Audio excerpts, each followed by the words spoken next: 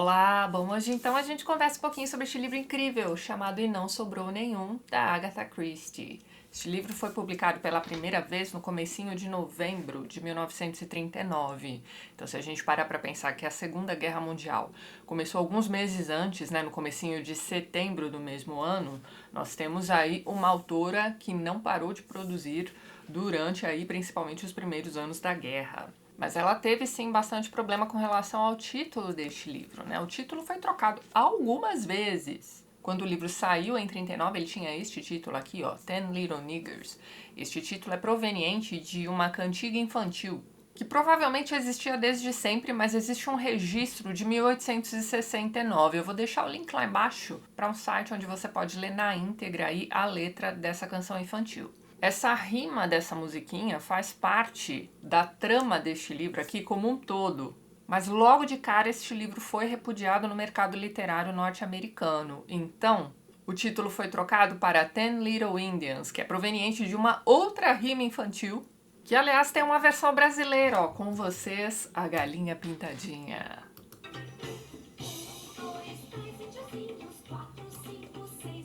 Vocês já lembraram dessa musiquinha? Pois então, a questão é que esta rima infantil nada tem a ver com a canção que a autora utilizou aqui em seu livro. Simplesmente trocaram ali o título da musiquinha, certo? Aliás, a musiquinha que a Agatha Christie usa aqui neste livro é bem macabra. Como, aliás, todas as músicas infantis raiz são, não é mesmo? Você já parou para pensar, por exemplo, na letra de Nana Nenê, Atirei o Pau no Gato e por aí vai?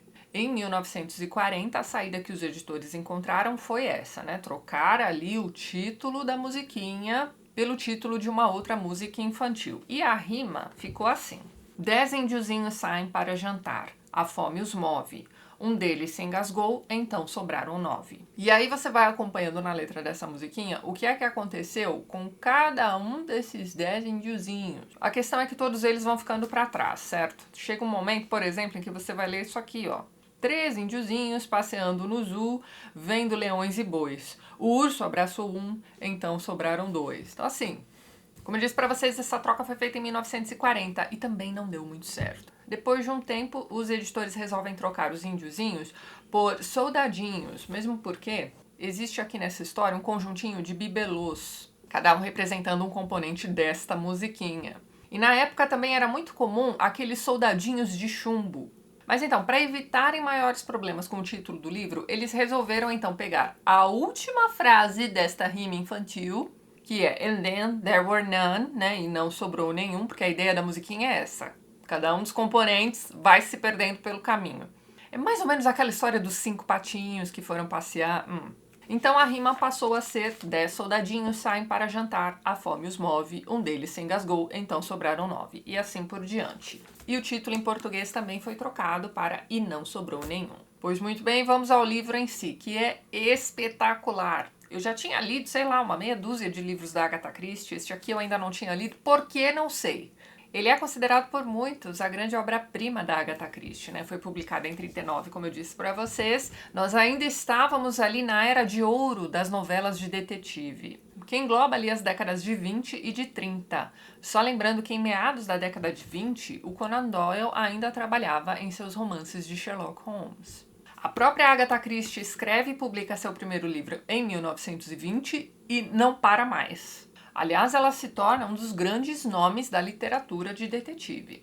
E ela vai seguindo também a formulazinha utilizada pelo Conan Doyle. Então você tem aquele grande final em que tudo é revelado pelo detetive, todas as pistas são expostas e todo o quebra-cabeça é montado em uma reunião que geralmente envolve também o culpado. Então, esta é uma das características do romance de detetive da Era de Ouro. Outros componentes desta fórmula seriam um enredo que pode até sugerir, mas que não se pauta em elementos sobrenaturais, um crime plausível e realista, mas que num primeiro momento parece o crime perfeito e insolúvel, pistas que permitem ao leitor pelo menos tentar resolver o mistério durante a leitura. O leitor também é enganado de propósito pelo próprio autor.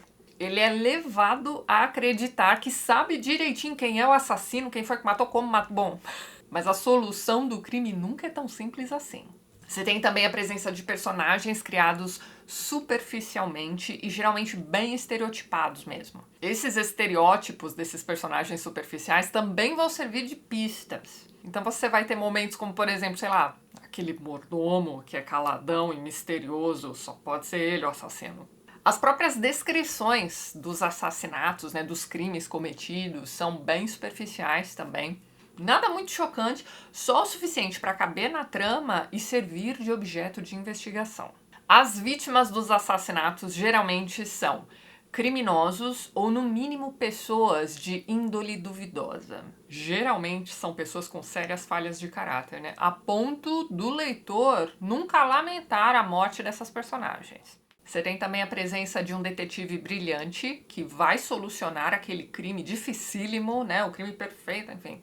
E no final ele vai explicar direitinho, vai mostrar todo o caminho que ele fez, né? Durante sua investigação até a solução.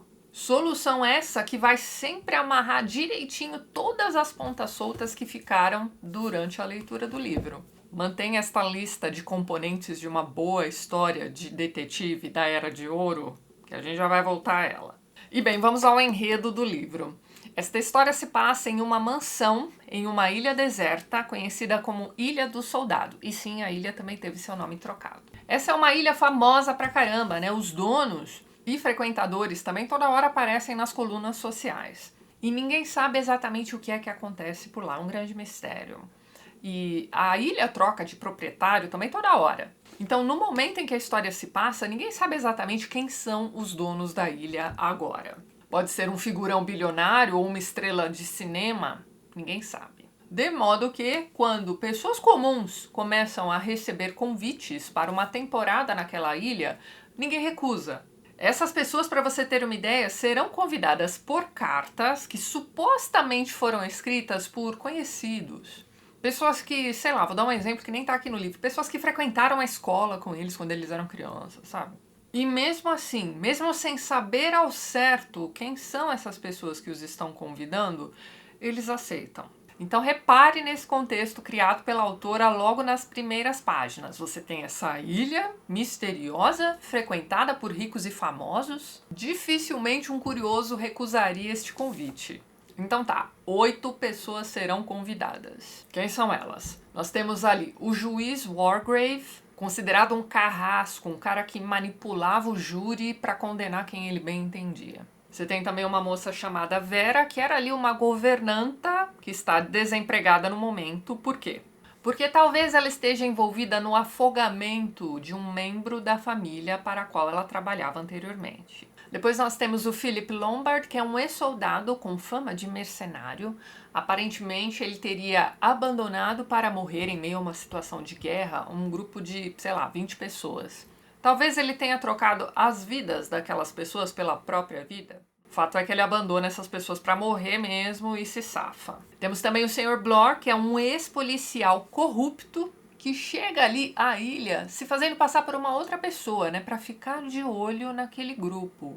Afinal de contas, ele teria sido contactado pelo próprio dono da mansão para ficar de olho ali nas próprias joias, né? Aliás, foi dessa forma, né, que ele foi convidado para estar ali na ilha naquele momento. Temos também o Dr. Armstrong, que é um cirurgião aparentemente responsável pela morte de uma de suas pacientes à mesa de cirurgia, né?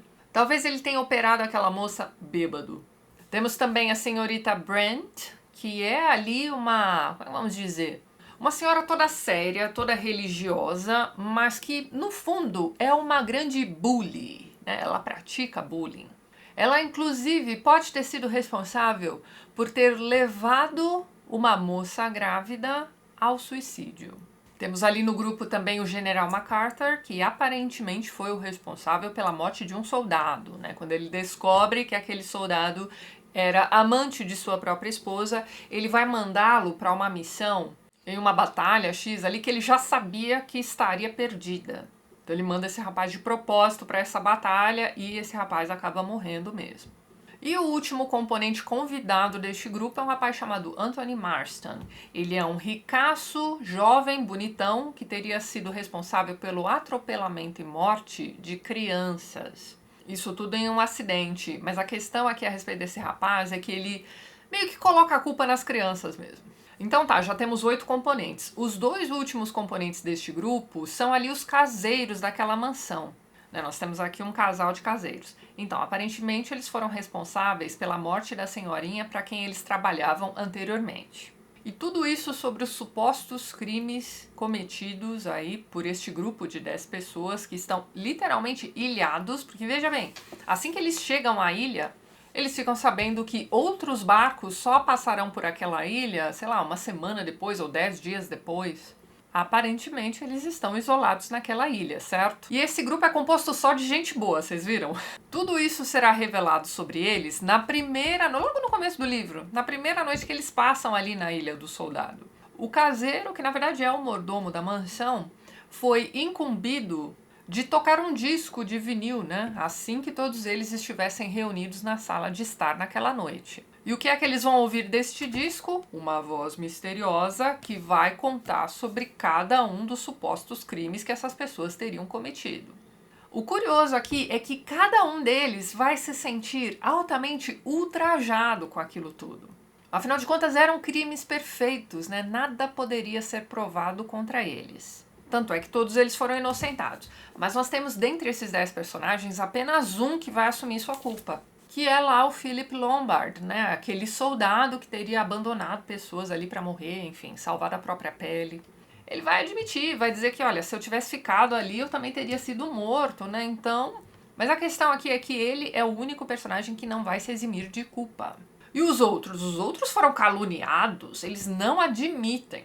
E aí nós temos alguns detalhes interessantes. Nos quartos de cada um desses hóspedes existe ali, se não emoldurado, você tem ali algum objeto onde esteja gravada aquela riminha infantil dos 10 soldadinhos. Então, e na lareira, né, sobre a lareira da sala de estar, você tem aqueles bibelôs, né, com cada um dos soldadinhos, né? Adivinhe quantos são? 10, exatamente. E o que nós temos aqui neste livro é o seguinte: cada um desses hóspedes será assassinado.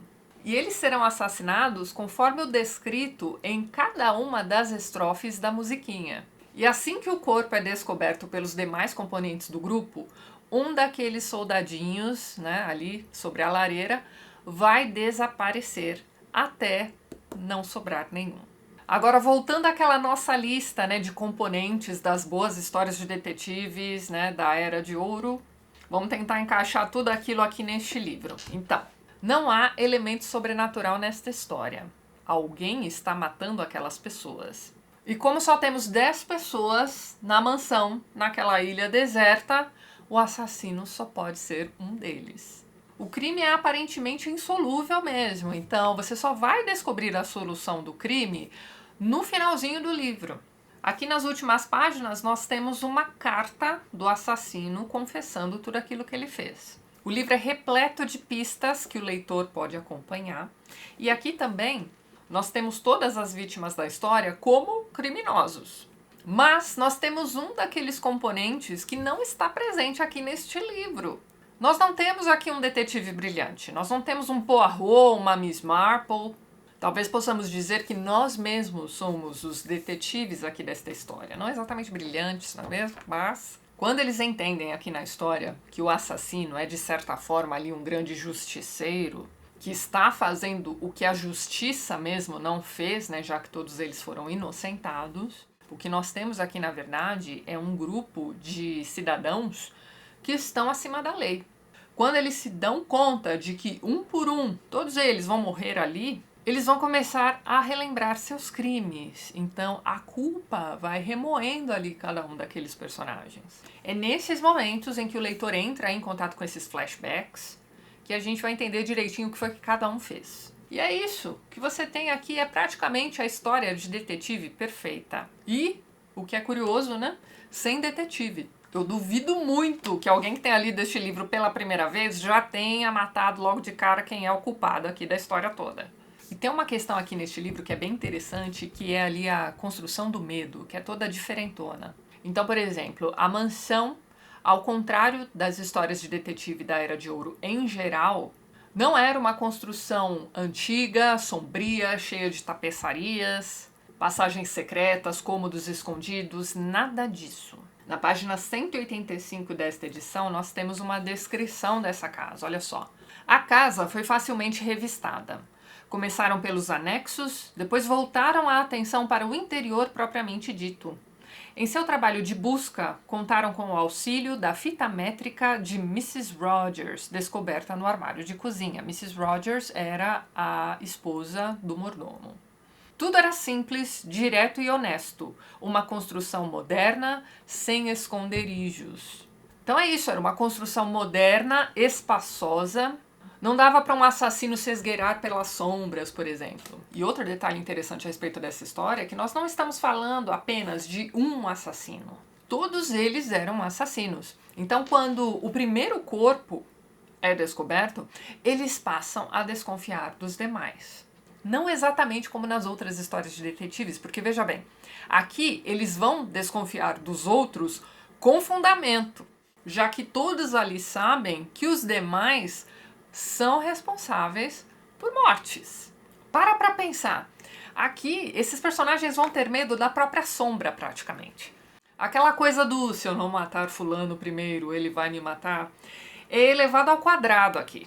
Olha, é um livro muito bem escrito, muito bem bolado, sem gordura nenhuma. Não dá vontade de largar até a conclusão. E assim, a solução da história toda só vai vir ali numa carta descoberta postumamente. Então assim, para mim, pelo menos, a solução deste crime todo foi bem surpreendente.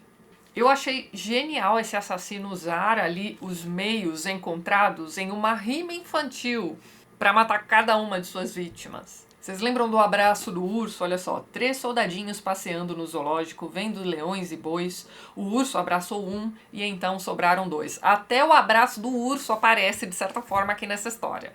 Eu achei as saídas geniais aqui nessa história. Gente, baita leitura divertida na medida do possível, né? Estamos falando de assassinatos, enfim, bom, vocês entenderam. Recomendo fortemente essa leitura, caso alguém aí como eu, né, ainda não tenha lido este livro, né, tenha levado tanto tempo para ler. Bom, é um livro que eu recomendo, inclusive, para quem não tem o hábito de leitura. Pode ser uma boa porta de entrada também. Olha, livraço, pessoal. Então é isso. Antes de encerrar esse vídeo, gostaria de mais uma vez agradecer a todos os apoiadores do canal. Vocês estão vendo os nomes de todos eles aqui ao lado. Na descrição do vídeo você também encontra todos os links para os perfis literários do pessoal que apoia o TLT e que também produz conteúdo sobre livros aqui no YouTube e no Instagram também. Caso você queira se tornar um apoiador do canal, dê uma olhadinha no primeiro link que eu vou deixar na descrição deste vídeo.